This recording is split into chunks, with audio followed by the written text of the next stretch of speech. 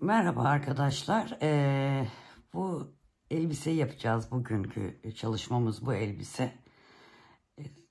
Şimdi elbisemize şöyle bir baktığımız zaman ipimizi falan başlangıçta anlatacağım tekrar.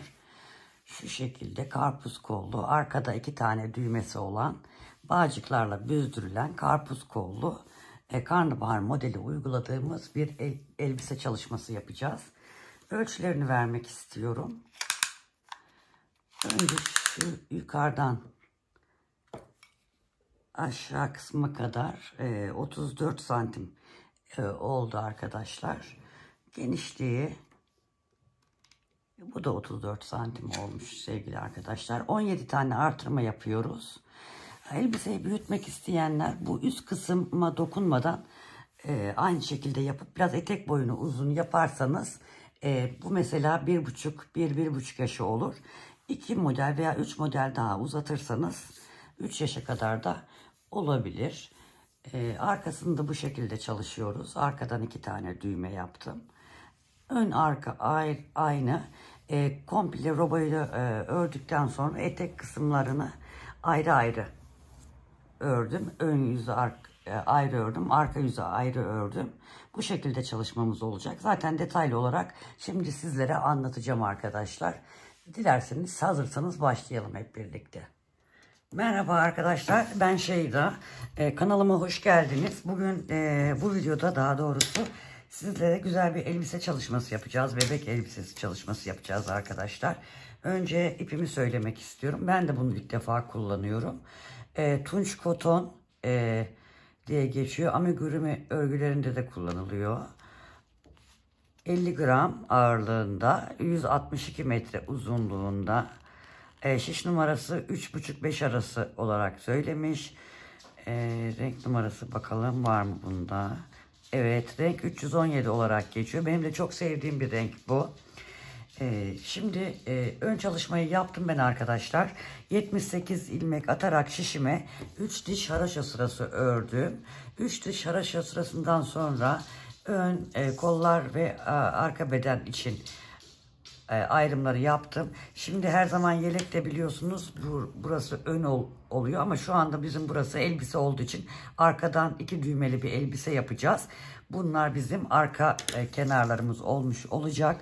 Şimdi baktığımızda arkadaşlar 2, 4, 6, 8, 10, 12, 14, 15 tane arkanın bir parçası, 10 tane kola, 24 tane ön olacak. Yine 10 tane kola ve 15 tane diğer arkanın diğer parçası olarak olacak. Ve aralarda artırma ilmeğimiz bir ilmek olarak devam edecek. Bu bir ilmeklerin her iki sağından ve solundan her sırada ön yüzde artırma yapacağız. Şimdi buradaki püf noktası arkadaşlar, onu baştan söyleyeyim, tabi anlatırken de söyleyeceğim. Burada kollar düz örgü olacak. Ön ve arkalar haraşo örgü olarak devam edecek.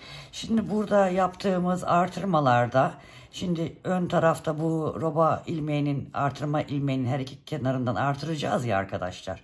Arkada işte bunu ördüğümüz zaman ön tarafa, yani daha doğrusu arka kısa parçalarda bu artırdığımız ilmek haraşo olacak. Kola gelen kısımda artırdığımız ilmek arkada ters, önde düz olarak devam edecek.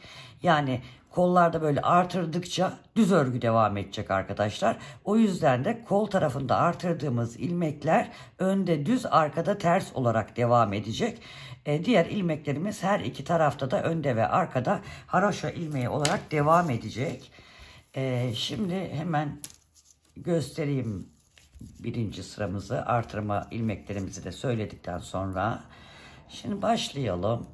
Burada başlıyoruz ilmeklerimizi haraşo olarak örmeye. 1, 2, 3, 4, 5, 6, 7, 8, 9, 10, 11, 12, 13, 14 ve 15. Örgümü hızlı ördüğümü söyleyenler oluyor. Bu geçen sefer de söyledim. Biliyorsunuz videolarda oynatma hızı var. O oynatma hızını düşürebilir, yükseltebilirsiniz. O şekilde hızlı ördüğümü düşünenler yavaş moda alıp sevgili hanımlar o şekilde izleyebilir. Şimdi şeye geldik, işaretleyicimize geldik arkadaşlar. Buraya geldiğimizde hemen bir tane gizli artırma yapıyoruz. Ayracımızı buraya geçiriyoruz. Burada robo ilmeğimiz, bir tane düz ilmeğimizi örüyoruz. Ayracı bu tarafa geçiriyoruz. Ve bir tane daha artırma yapıyoruz. Şimdi kol ilmeklerine gelince modelimiz karpuz kol olduğu için burada her iki sırada da, yani iki ön sırada artırma yapacağız. Şimdi koldaki 10 ilmeğin bir tane örüyorum. Bir tane gizli artırma yapıyorum. Bir tane örüyorum. Bir tane gizli artırma yapıyorum. Bir tane örüyorum. Bir tane gizli artırma. Bir ör. Bir artır. Bir ör. Bir artır. Bir ör. Bir artır. Bir ör. Bir artır. Bir ör. Bir artır. Bir ör. Bir artır. Ve bir tane örüyoruz. Kol ilmeklerimize bir artırma uyguladık. Şimdi ayracımızın olduğu yere geldik, artırma yerine. Burada roba artırmasını yapıyoruz. İşaretleyicimizi alıyoruz. Bir tane artım ilmeğimiz, roba ilmeğimizi düz örüyoruz. İşaretleyicimizi geçiriyoruz. Bir tane de artırma yapıyoruz. Ve arkada bulunan 24 ilmeğimizi haroşa örgü örüyoruz. Haroşayı ben düzden ördüğüm için arka yüzde, düz ördüğümde önde haroşa oluşuyor. Şimdi sizler önden örüyorsanız burada haroşa örüyorsunuz.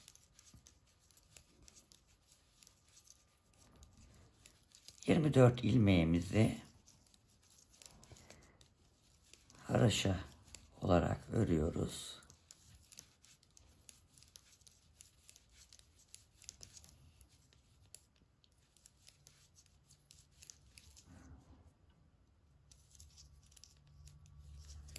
Evet, işaretleyicimizin olduğu yere geldik. Burada arka ilmek dedim değil mi siz arkadaşlar? Hep yelekle karıştırıyorum. Burası elbisemizin ön yüzü. Artırma yerine geldik. Artırdık. İşaretleyicimizi geçirdik.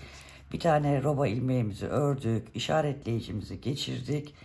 Roba için bir artırmamızı daha yaptık. Şimdi kolla geldik. Diğer yerdeki gibi yapacağız. Bir öreceğiz. Bir artıracağız. Bir öreceğiz. Bir artıracağız. Bir ör. Bir artır. Bir ör. Bir artır.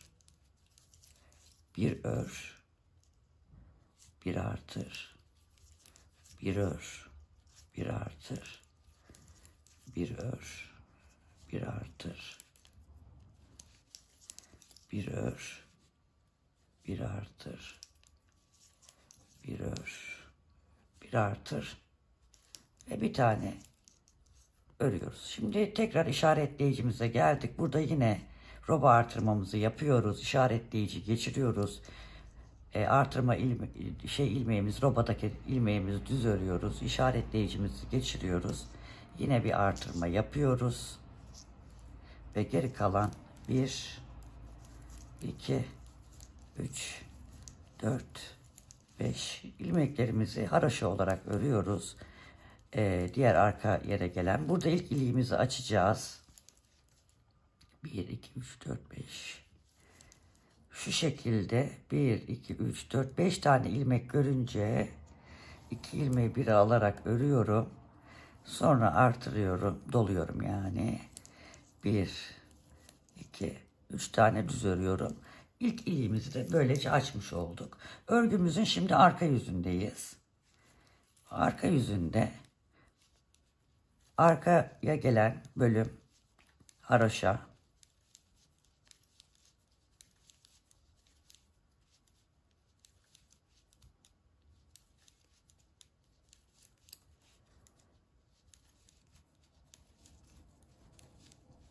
Bakın burada artırdığımız yere geldik. Burası bu artırma örgümüzün, elbisemizin arka yüzü, yani haroşa olan beden kısmı diyeyim, daha doğrusu daha net anlaşılır. Beden kısmında olduğu için bunu haroşa örüyorum. İşaretleyicimi geçiriyorum. Bu robada artırdığım ortadan giden tek ilmek burada ters örüyorum. Önde düz olarak devam ediyor. Şimdi arkadaşlar işaretleyicimi geçiriyorum. Bakın şimdi buradaki artırmamız, yani roba artırması, bu ilk artırma. Bu da dahil olmak üzere koldaki bütün ilmeklerimizi ters örüyoruz. Çünkü önde düz örgümüz oluşsun istiyoruz. Kollar düz olacak. Ön beden ve arka bedenler haroşa olarak devam edecek. Şu andaki kol ilmeklerini örüyorum. Önde düz oluşması için arkada ters örüyorum şu anda arka yüzdeyi. İşaretleyicinin olduğu yere kadar son roba artırmam da dahil olmak üzere, bakın şu benim roba artırmam, onu da burada düz olarak örüyorum. İşaretleyicimi geçiriyorum. Roba ilmeğimi örüyorum. İşaretleyiciyi geçiriyorum. Bakın artık burası ön yüzümüz, bu haroşa olacak beden kısmı olduğu için. Roba artırmamı orada haroşa örüyorum. Yani artırmaların bedene gelen, roba artırmalarının bedene gelen kısmı haroşa, kola gelen kısmı düz örgü olacak arkadaşlar.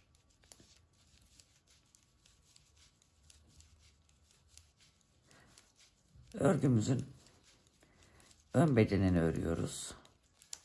Elbisemizin haroşa olarak. Böyle işaretleyici takarsanız benim gibi şaşırmazsınız. İşaretleyiciye gelene kadar haroşa ördük. İşaretleyiciyi geçirdik. Burada robo ilmeğimizi ters olarak ördük. Çünkü önde düz olmasını istiyoruz. İşaretleyiciyi gene geçiriyorum. Bakın kola geldim. Kol ilmekleri, bunların hepsini ters örgü olarak örüyorum. Çünkü önde düz örgü olmasını istiyorum.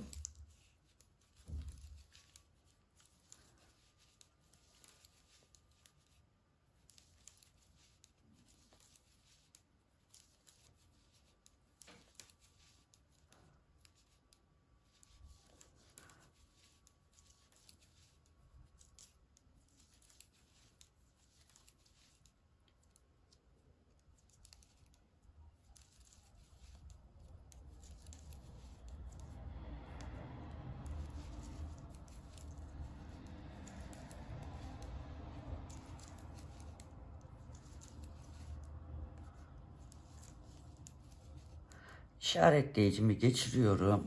Roba ilmeğimi örüyorum. Yine işaretleyicimi geçiriyorum. Artık arka bedene geldim. Burada bütün ilmeklerimin ne yapıyoruz? Haroşa örgü örüyoruz.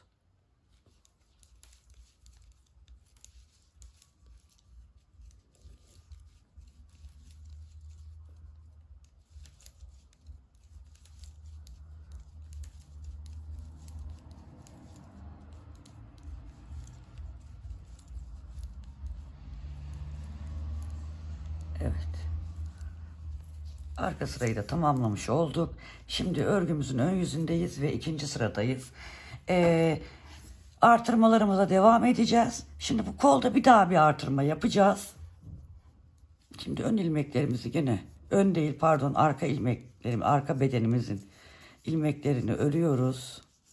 Arkadan düğmeli elbisemizin üst kısmı.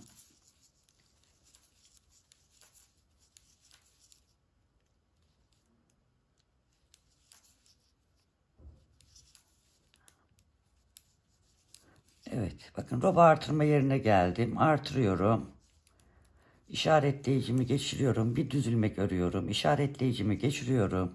Bir düz ilmek, bir artırma yapıyorum. Ve şimdi kol için bir tane örüyorum. Bir tane artırıyorum. Bir tane örüyorum. Bir tane artırıyorum. Bir tane örüyorum. Bir tane artırıyorum. Bir tane örüyorum. Bir tane artır. Ör. Artır. Ör. Artır. Ör. artır, ör, artır. Bütün koldaki ilmeklerimizi bu şekilde yapıyoruz.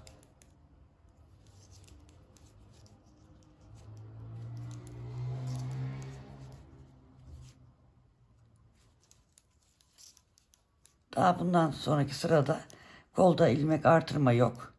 İlmeklerimizi önde düz, arkada ters örgü olarak örmeye roba boyunca devam edeceğiz.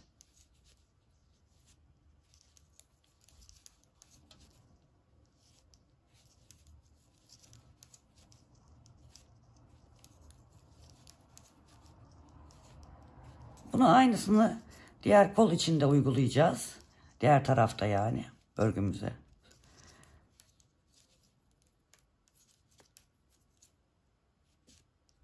Yapamadım arkadaşlar.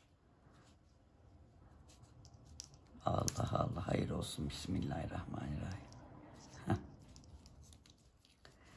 Bir tane örüyorum. Yine bir tane artırıyorum. Ve bir tane örüyorum. Şimdi roba yerine geldik. Roba için artırmamızı yapıyoruz. Roba artırmaları örgümüz artırma roba boyunca devam edecek. Bir düz örüyorum. İşaretleyiciyi geçiriyorum. Bir tane daha doluyorum. Roba artırmamı yapıyorum. Ve ön beden için haroşa örgümü örmeye devam ediyorum. Diğer kolda da aynı yapısını yapacağız arkadaşlar.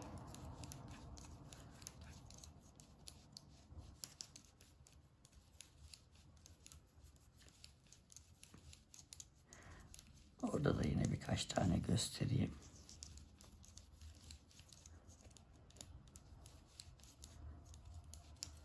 Dediğim gibi kollarda olan ilmekleri hepsini önde düz, arkada ters örüyoruz. Artırdığımız ilmekler de roba artırmalarındaki ilmekler de bedene gelen yerde haroşa, kola gelen yerde düz olarak örmeye devam edecek. Onlar da önde düz, arkada ters olarak. Şimdi ön bedendeki ilmeklerimi bitirdim. Artırma yerine geldim. Gizli artırmamı yaptım. İşaretleyicimi geçirdim. Bir tane arada roba için düz ilmeğimi ördüm. İşaretleyicimi geçirdim. Roba için artırmamı yaptım. Şimdi kola geldim. Yine kolda bir düz örüyoruz. Bir tane artırıyoruz. Bir düz örüyoruz. Bir tane artırıyoruz. Bir düz örüyoruz. Bir tane artırıyoruz. Bu şekilde arkadaşlar, bu son sıramız artırma sırası, yani kollar için şu yaptığımız işlem son. Yoksa roba artırmalarımız devam edecek. İşaretleyicinin her iki tarafından artırmalarımız devam edecek roba boyunca. Bunlar sadece kol için yaptığımız artırmalar. Bu da sonuncu sıra, yani onun için. Bu bir ör bir artır kısmı. Bu şekilde örelim. Arkayı da dediğim gibi bedenlere gelen yerler haroşa, kollara gelen yerler arkada ters olarak örülecek. Sevgili hanımlar.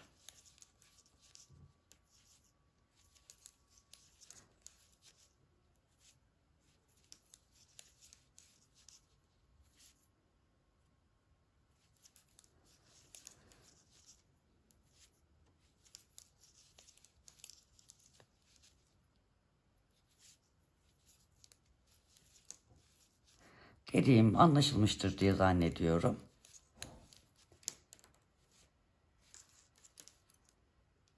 Evet. Düz örgüme ördüm. Şimdi roba, pardon, işaretleyiciyi geçirmeden artırma yapacağım. Evet. Şimdi roba artırma yerine geldim. Bir tane gizli artırma yaptım. İşaretleyicimi geçirdim. Bir düz ördüm. İşaretleyicimi geçirdim. Roba artırmasını yaptım. Ve arka beden ilmeklerini haroşa örgü olarak ördüm.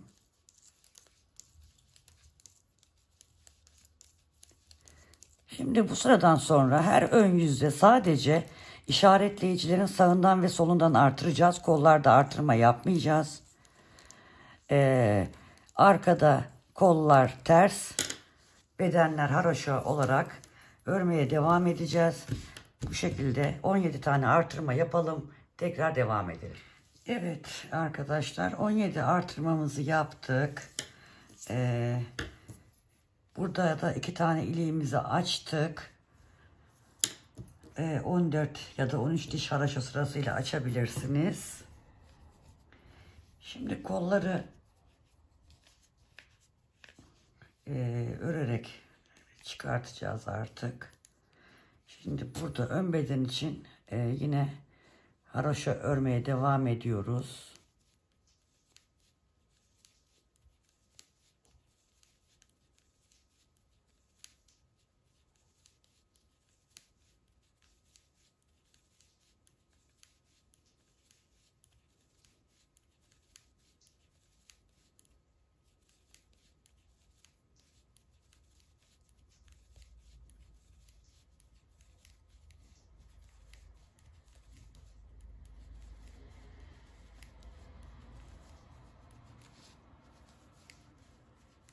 Artık artırma yapmayacağız.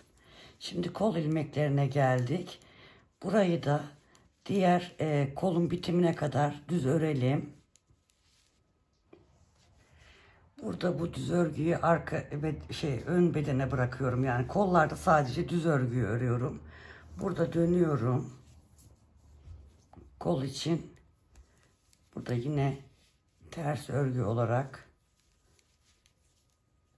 kol ilmeklerini örelim.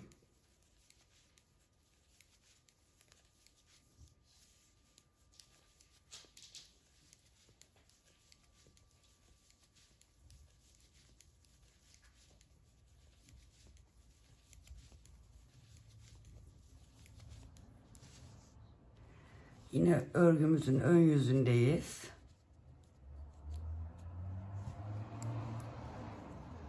Burada kolda bağcıklarımızı takmak için delikler açacağız. Ajur delikleri açacağız arkadaşlar. Burada 2 tane örelim ilk başta. Hatta 3 tane örelim. Bir dolayalım. 2 keselim. 1, 2, 3 tane öreyelim. Bir dolayalım. 2 ilmeği bir alarak keselim. Yine 1, 2, 3 tane örelim. Bir dolayalım. 2 ilmeği bir alarak keselim. 1, 2, 3 tane örelim. Bir dolayalım. 2 ilmeği bir alarak keselim. 1, 2, 3 tane örelim. Bir dolayalım. 2 ilmeği alarak keselim. 1, 2, 3 tane örelim. Bir dolayalım. 2 ilmeği alarak keselim. Yine aynı şekilde 1, 2, 3 tane örelim. Sırayı bu şekilde tamamlayalım. Sıra sonuna doğru geldik. Yine bir doluyoruz. 2 ilmeği alıp kesiyoruz. Burada da 2 tane düzümüz var. Şimdi arka sırada, yani şimdi burada arka sıraya geçtik. Ön sırada 3 diş haroşa sırası olana kadar öreceğiz. Ben haroşayı düzden ördüğüm için bu sırada hemen başlıyorum. Bütün ilmeklerimizi haroşa örgü olarak örüyoruz. O doladığımız ilmekleri de hepsini haroşa örgü olarak öreceğiz. Şöyle göstereyim, dönelim. Bakın bir diş haroşa sırası oluştu. Bunu 3 sıra olarak örelim. Ondan sonra kolu kapatalım. Evet arkadaşlar, şurada gördüğünüz gibi önde 3 diş haroşa sırası oluşturduktan sonra kesmeye başladım.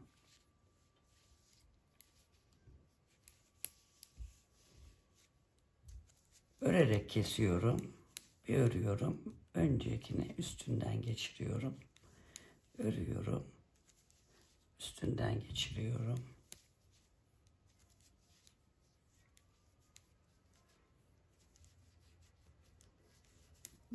Bu şekilde bütün ilmeklerimizi kesmiş oluyoruz. Şimdi burada bir tane ilmeğimiz kaldı. Onu hemen bu şişe geçirelim. Şimdi daha önce de gösterdim birçok defa. Tığımızı alalım. Burada örerek birleştirme yapacağız. Şişlerimizi, ilmeklerimiz çıkmasın arkadaşlar. Burada örgümüzün burası arka yüzü. Şimdi şu ilk başlangıç yerine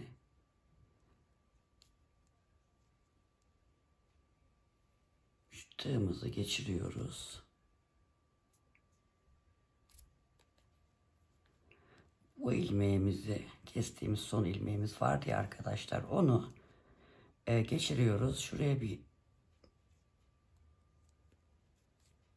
zincir çektim. Şimdi şu şekilde kaydırarak, çok sıkı olmadan çünkü gerilmesin, şöyle tığımızı geçiriyoruz. Her iki taraftan da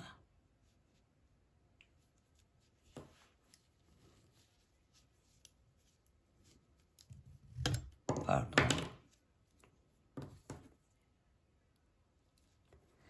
eşit gitmesini istediğim için şu şişi şunun üzerine geçirmek istiyorum. Şu şekilde.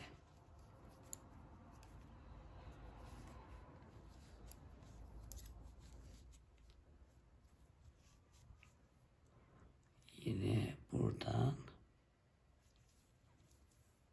alıyorum.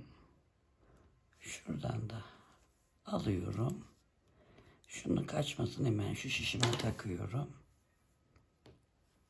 Arkadaşlar.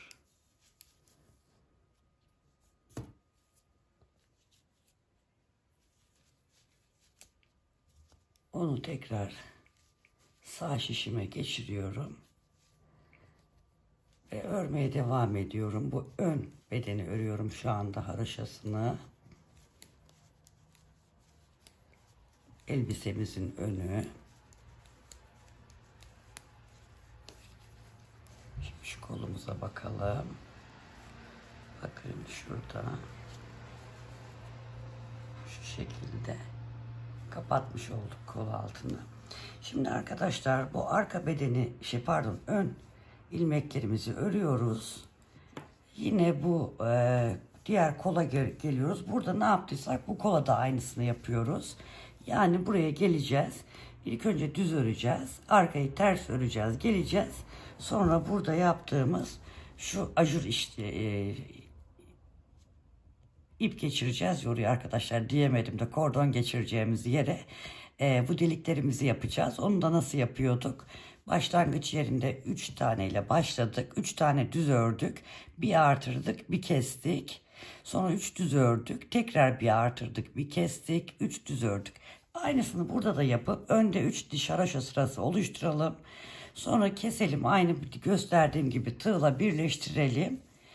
Orayı birleştirdikten sonra da bu arka ilmeklerimiz kalıyor. O arka ilmeklerimize de geldiğimiz zaman birlikte devam edelim. Evet arkadaşlar, kolları ayırdıktan sonra 3 diş haroşa sırası daha ördük. Şimdi şurada bir işlem yapacağız. Örgümüz burada. Bu ilk açtığımız kısım üste gelecek şekilde buradan 1, 2, 3, 4, 5 tane ilmeği başka şişe geçiriyorum. Şurada 5 tane ilmekle birleştirerek artık şu arkada kısımda kalacak düğmeli yeri de bedene birleştirmiş olacağız. İpimiz şurada. Onu da nasıl yapacağız? Şöyle göstereyim. Bir öndeki ilmekten, bir arkadaki ilmekten alıp ikisini bir öreceğiz. Yine sıradaki ilmekleri alıp ikisini bir öreceğiz. 5 tane ilmeği bu şekilde yaparak bedeni birleştirmiş olacağız.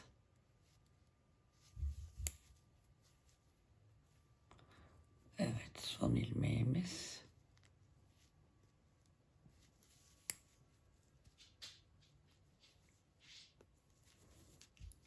Şu yardım şişimizi bırakabiliriz. Şimdi gördüğünüz gibi birleştirme yaptık. Bu sırada sevgili arkadaşlar, kollarda yaptığımız gibi gene ilmek açma, ilik geçireceğimiz yerler, ip geçireceğimiz yerleri için yine orada ajur kesme ve artırma yaparak delikler oluşturacağız.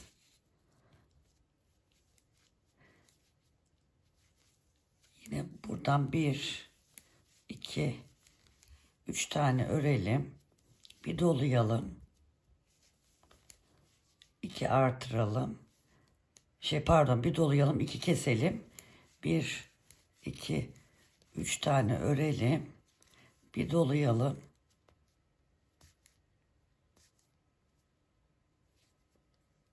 İki ilmeği bir alarak keselim.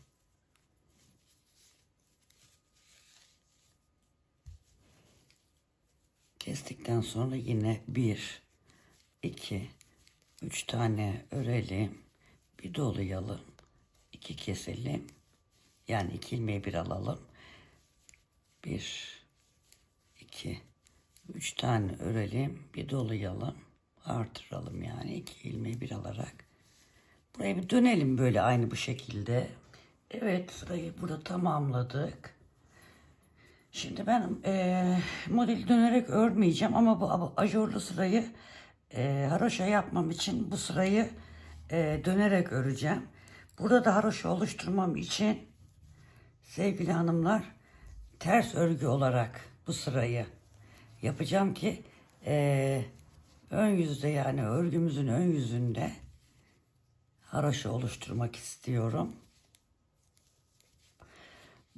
Bu sırayı da ters olarak örelim. Sonra bedeni ikiye ayıracağım. Ön ve arka.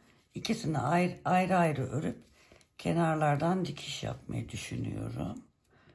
Dönerek örmeyeceğim bu sefer elbiseyi.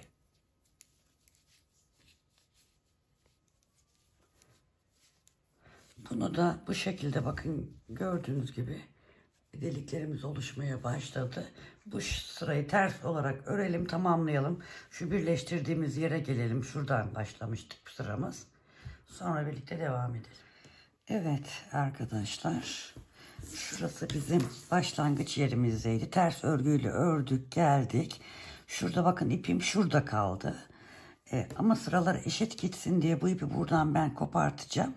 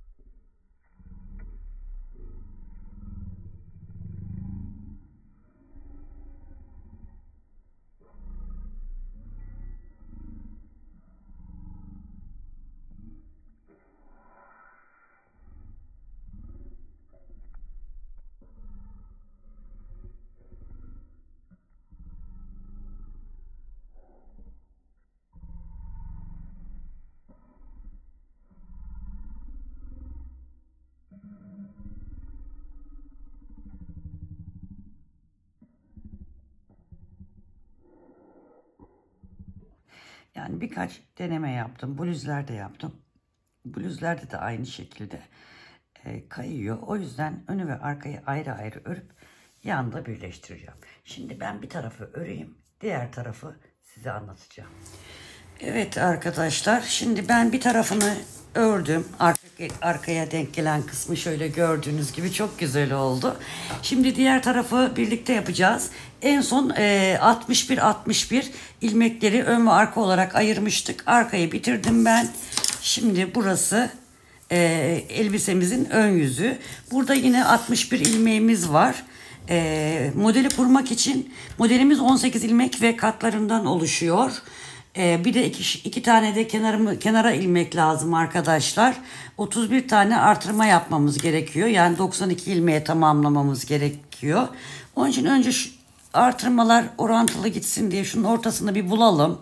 2, 4, 6, 8, 10, 12, 14, 16, 18, 20, 22, 24, 26, 28, 30. Şimdi açamadım.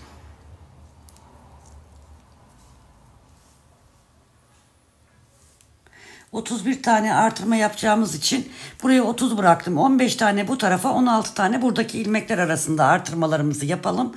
Yani eşit dağılım olsun. Bu arada ben kollar için bağcıklarını yaptım. Şöyle gördüğünüz gibi. Arka düğmelerini de diktim. Bağcıkları söyleyeyim, zincir çekerek yaptım. 100 tane zincir çektim arkadaşlar. Şöyle çok sık olmayan 100 tane zincir çektim. Her iki bağcık ipi içinde. Buranın bağcığını da söyleyeceğim bittikten sonra. Şimdi hemen sevgili hanımlar, şöyle iplerimizi şişimize alalım. Göz kararı ortadaki ayrıca kadar ara ara 15 tane artıracağız. Şuradan hemen şunu bağlayalım.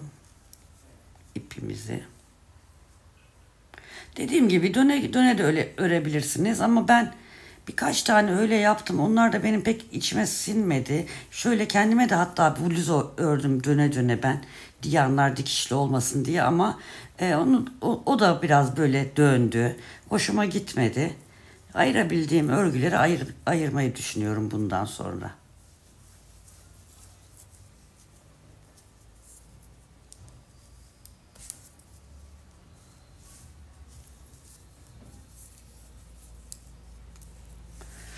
Şimdi şöyle biraz yakınlaştıralım.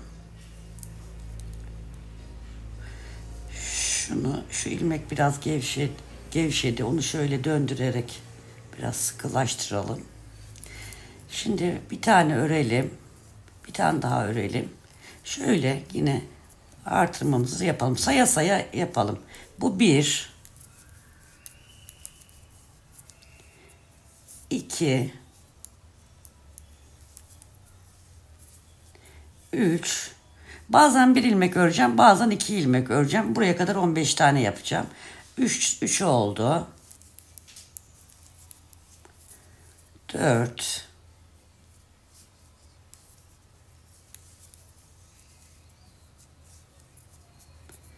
5.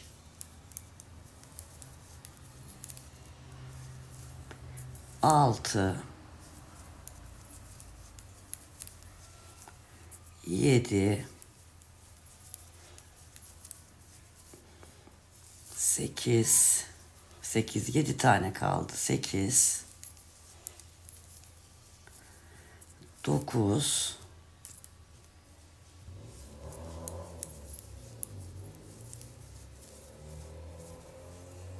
10.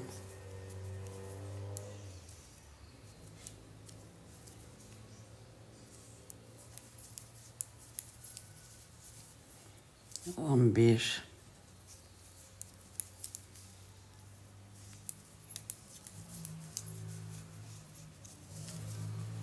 12.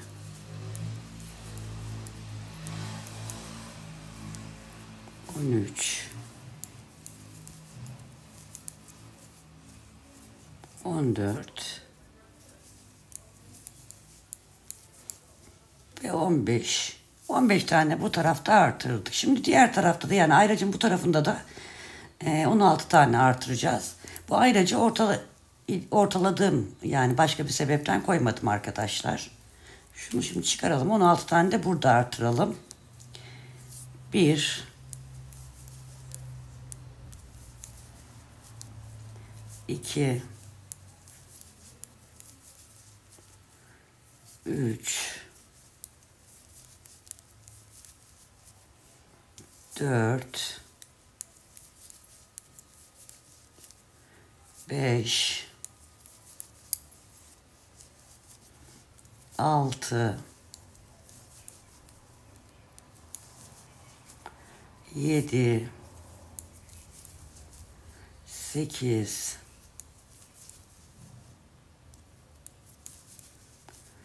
9 10 11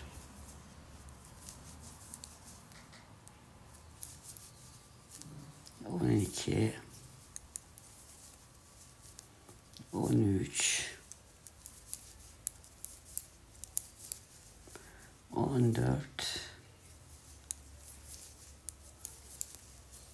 15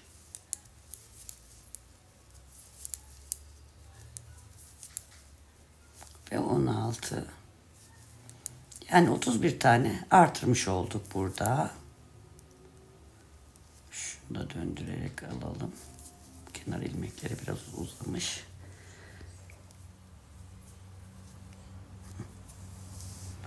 Şimdi arkadaşlar, burada modelimiz boyunca bu baştaki ve sondaki ilmek haraşo olarak ilerleyecek. Şurada göstereyim. Bakın şurada şu kenarlarda tomurcuk oluyor. Dikmesi kolay olsun diye. Siz isterseniz düz örüp düzden de dikebilirsiniz. Nasıl dikmek nasıl kolayınıza geliyorsa. Burada şöyle hemen haroşa örer gibi yaptım. Ve bütün ilmeklerimizi ters örgü olarak örelim. Sıra sonundaki son ilmeği haroşa olarak örelim. Sonra modelimizi kuracağız. Evet. Şimdi artık modelimizi kurmaya başlıyoruz. Karnabahar modelimizi. Çoğunuz belki de biliyorsunuzdur bu örneği. Şimdi sevgili hanımlar, bir tane hep kenar ilmeğimiz var. Bunlar haroşa olarak ilerleyecek. Şimdi arkadaşlar 2 ilmeği bir alıp kesiyoruz. 2 ilmeği bir alarak kesiyoruz. 2 ilmeği bir alarak örüp kesiyoruz. Şimdi 1, 2, 3 tane kestik. Şimdi bir doluyoruz, bir örüyoruz. Bir doluyoruz, bir örüyoruz. 6 defa bunu yapacağız. Şimdi 1 yaptık, 2 yaptık. 3, 4, 5 ve 6. 2 kestik, 2 kestik, 2 kestik. Bir doladık, bir ördük, bir doladık, bir ördük. 6 defa. Şimdi ne yapıyoruz? Yine 2 ilmeği bir alarak örüp kesiyoruz. Yine 2 ilmeği bir alarak alıp kesiyoruz. 2 ilmeği bir alarak kesiyoruz.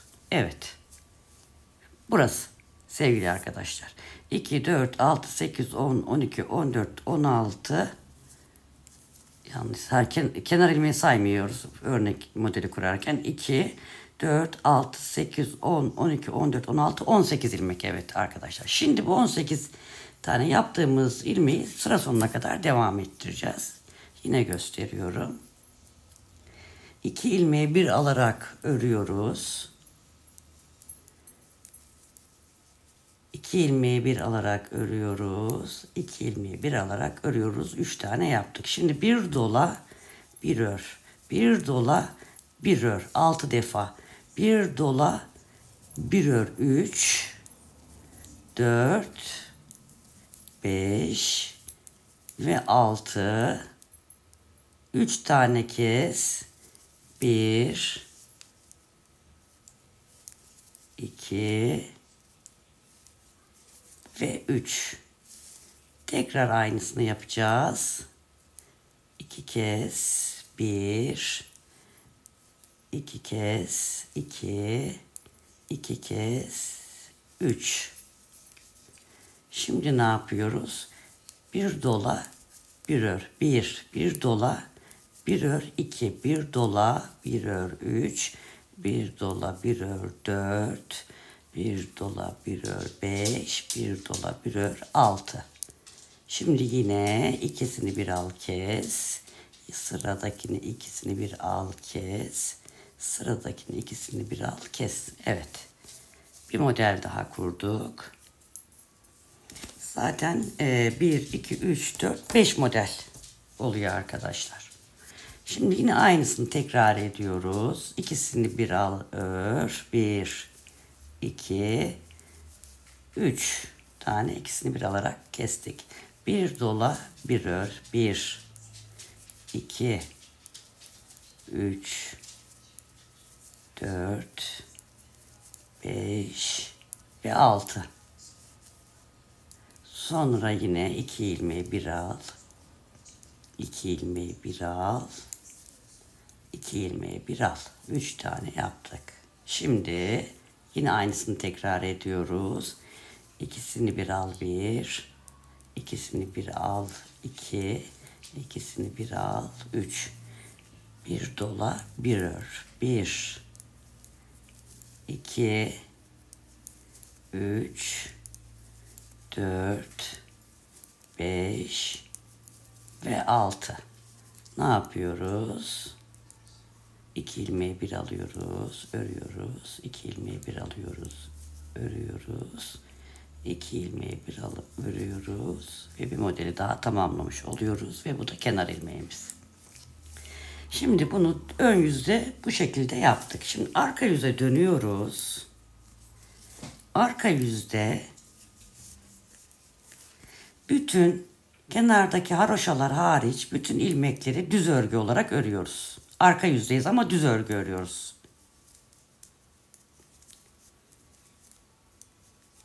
Ters örgü örmeyeceğiz burada, düz örgü. Örneği ilk kurduktan sonra arkada bütün ilmeklerimizi düz ilmek olarak örelim. Evet, sona doğru yaklaştım. Bu arkada, arka sırada o ajurlu sıradan sonraki arkadaki sıramızı dediğim gibi düz örgü örüyoruz. Niye düz örgü örüyoruz? Burada bir haroşa sırası oluşturmak için, önde bir haroşa sırası oluşturmak için arkada düz örgü ördük. Şimdi ajurlu sırayı yaptık. Arkada düz ördük. Şimdi öndeyiz. Önde de kenardaki haroşalar hariç hepsini düz örgü olarak öreceğiz. Şimdi bütün ilmeklerimizi gene düz örüyoruz. Modeli kurduk. Arkada düz ördük. Öne geldik. Önde de düz örüyoruz.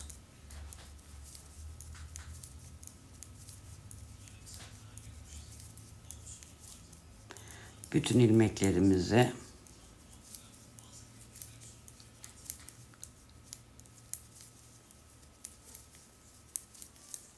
örelim, hepsini düz. Evet, ilmeklerimizin sonuna doğru geldik düz örerek. Kenarımıza haroşa örüyoruz. Dönüyoruz sevgili hanımlar. Bu modelimizin son sırası. Bundan sonrakiler hep tekrar olacak. Şimdi örgemizin arka yüzündeyiz. Şimdi artık bu defa ters örüyoruz. Önde düz ördük, arkada ters örüyoruz. Yani modelde sırayı düz örüyoruz. Arkaya geçince arkayı düz örüyoruz. Öne geçiyoruz, önü düz örüyoruz. Şu anda arkadayız, arka sırayı ters örüyoruz. Ve modelimizi tamamlamış olacağız. Bundan sonrakiler hepsi tekrar olacak.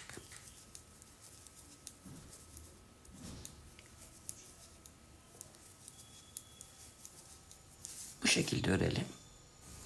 Evet. Arka sırayı ters örgü olarak ördük, geldik. Şimdi sevgili arkadaşlar, burada yaptığımız ajurlu model vardı ya. Şimdi oradan bu sıraya kadar tekrar edeceğiz. Yani 1, 2, 3, 4 sırada tamamlanmış oluyor örgümüz. Bir düz öreceğiz. Arkada düz öreceğiz. Önde düz öreceğiz. Arkada ters öreceğiz. Yani ilk düz ördüm dedim. Modeli kurarken de düz örgü ördüğümüz için. Şimdi ben tekrar burada hemen biraz model kurulumunu göstereyim. Kafanız karışmasın. Kenar ilmeğimiz. Yine aynı burada yaptığımız gibi 2 ilmeği bir alarak ördük. 2 ilmeği bir aldık ördük. 2 ilmeği bir aldık ördük. 3 tane yaptık bunu. Bir dola, bir ör, bir dola, bir ör, bir dola, bir ör, bir dola, bir ör. 16 tane yapacağız. Bakalım kaç oldu. 1, 2, 3, 4, 5, 6. Şimdi aynı şurada yaptığımızı 3 tane yapıyoruz. 1, 2, 3. Evet, modeli kurduk. Şimdi aynısını tekrar ede gidiyoruz. 2 kez, 2 ilmeği kes, 2 ilmeği kes, 2 ilmeği birlikte al, ör, kes. 3 tane. Sonra bir dola, bir ör. 1, 2, 3, 4, 5, 6. Tereddüt ediyorsanız sayarsınız. Çünkü sonuna kadar örüp de sondaki ilmekler denk gelmeyince buralara kadar geri gelip sökmektense tereddüt ettiğiniz yerleri sayarsınız. Ben de sayıyorum çünkü bazen. 1, 2, 3, 4, 5, 6.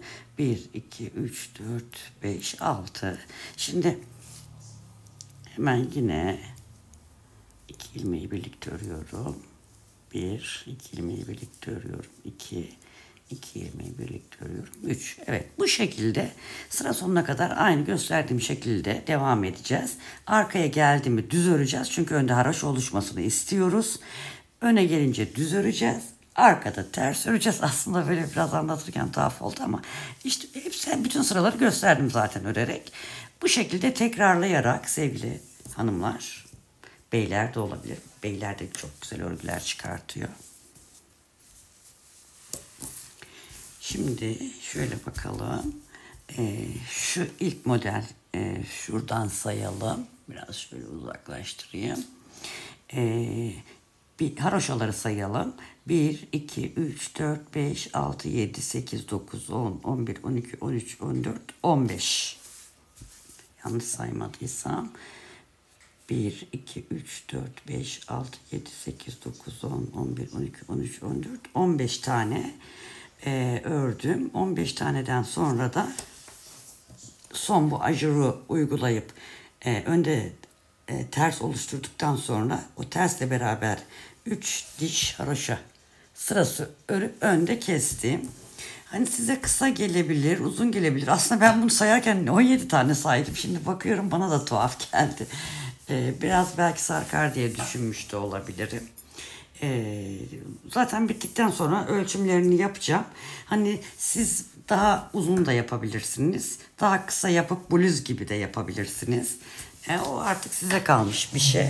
Zaten buraya gelince şuradaki beli de şöyle büzeceğiz. Yani ip takacağız buraya da. Oldukça hoş gözükecek. Şöyle uzaktan bir daha bakalım. Gayet güzel elbisemiz ilerliyor. Şimdi dediğim gibi burayı da yapalım. Aynı bu. Ne kadar örüyorsunuz arkayı, önde o kadar öreceksiniz. Yanları dikeceğiz. Buraya da kuşak yapacağız. Bunu da zincir çekerek yapalım. Bunlara 100 tane zincir çekmiştim ben. Buna da size söylerim kaç zincir çekeceğinizi. Tabii herkesin eli farklı olabilir. Ona göre hareket edersiniz. Ben öreyim bunu. Tamamlayayım sevgili hanımlar. Görüşürüz. Evet arkadaşlar. Arka tarafı da yani ön tarafı da ben bitirdim. Aynı ölçülerde yaptım. Modeli 1, 2, 3, 4, 5, 6, 7, 8, 9, 10, 11, 12, 13, 14, 15 defa yaptıktan sonra 3 diş haroşa sırası örerek ön yüzde kestim arkadaşlar. Yanlarını da diktim ben. Kenarda birer tane haroşa bırakmıştık biliyorsunuz. Her iki kenarda da birer ilmek. Onlardan diktim. Bakın hiç belli olmuyor. Sanki model devam ediyor gibi. Çünkü yarım modelle başlamıştık. Yarım modelle bitirmiştik.